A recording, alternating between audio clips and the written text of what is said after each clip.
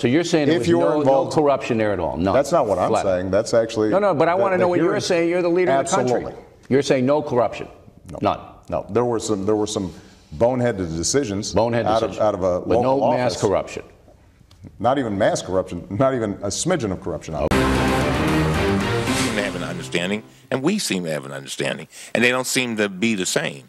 So are you going to provide the documents for Lois Lerner? Yes. That were subpoenaed? Yes. And how long will that take? I do not know. I know it's going to take us several weeks. You got to be kidding me. 13 months ago we asked for these emails and now suddenly they can't find them? How convenient. These things don't just disappear. They don't just fall off the end of the earth. They're out there. They just don't want us to have them.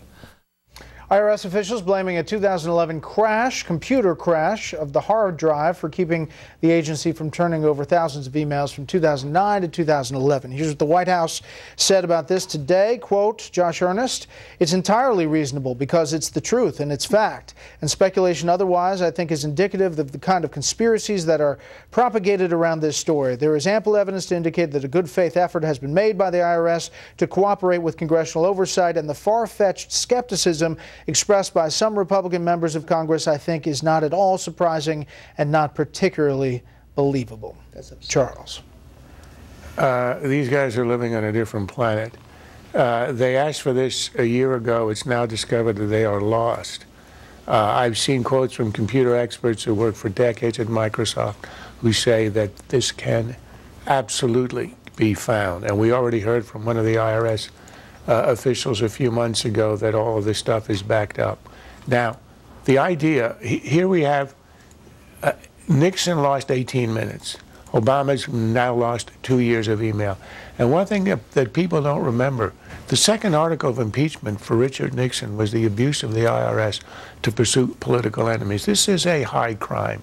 This is not a triviality. When the president said there was a smidgen of corruption, this all had to do with a rogue operation in Cincinnati, we already know from a newly released email as a result of a Freedom of Information Act procedure that it was run from the Washington IRS and not a rogue operation out there. And now the question is, was the White House involved, political people involved? And these emails hold a secret, and all of a sudden we're asked to believe they have disappeared into thin air. Not even mass corruption, not even a smidgen of corruption.